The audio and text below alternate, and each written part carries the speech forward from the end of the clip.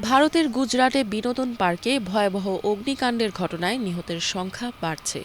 শনিবার থেকে এখন পর্যন্ত ১২ শিশুসহ কমপক্ষে ৩৫ জন নিহত হয়েছে বলে জানিয়েছে স্থানীয় গণমাধ্যম। অগ্নিকাণ্ডে নিহতদের শরীর সম্পূর্ণভাবে পুড়ে যাওয়ায় পরিচয় শনাক্তে হিমশিম খাচ্ছে কর্মকর্তারা। গরমের ছুটিতে পরিবার নিয়ে আনন্দঘন মুহূর্ত কাটানোর সময় এমন ট্র্যাজেডির শিকার হয় ভারতীয়রা। প্রাথমিক তদন্তে বলা হয়, টিআরপি গেম জোনে বৈদ্যুতিক শর্ট সার্কিট থেকেই আগুন লেগে থাকতে পারে। তবে আনুষ্ঠানিকভাবে এখনও সঠিক কারণ নিশ্চিত করেনি রাজ্য সরকার।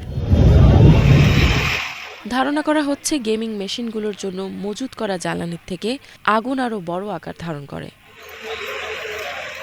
অভিযোগ রয়েছে, বিনোদন পার্কটি অস্থায়ী অবকাঠামো দিয়ে তৈরি। দেশটির বেশিরভাগ নির্মাণকারী প্রতিষ্ঠান এবং বাসিন্দারা ভবন নির্মাণ আইন মানতে নারাজ। এছাড়া দাহ্য পদার্থ সংরক্ষণে কর্তৃপক্ষের ব্যাপক গাফিলতি ছিল বলেও অভিযোগ রয়েছে।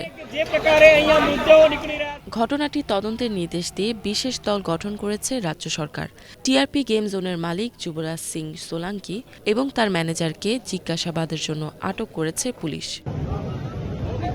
ইফাত জাহান, বাংলাভিশন।